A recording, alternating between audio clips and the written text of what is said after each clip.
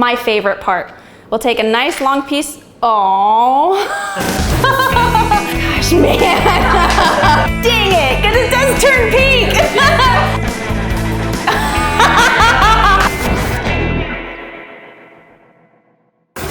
This is what you can expect for your dental cleaning. We'll go over any medical history updates, medications, things like that you need to inform us about. Secondly, we'll also go over a few dental concerns if you have any. Then we'll jump right into your mouth. We'll take a little look around, and I might even put this purple solution on your teeth.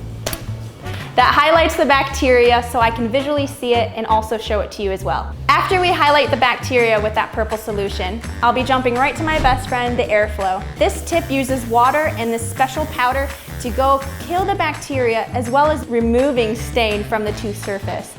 Then what should be remaining is that hard bacteria. That's called tartar or calculus. And we'll use the piezon tip and hand scaling instruments to fine tune any leftover bacteria that might be lingering. Finally, towards the end of your cleaning, we'll be using a nice piece of floss to get in between those teeth to remove any leftover bacteria that might be lingering. Here's an example of a dental cleaning.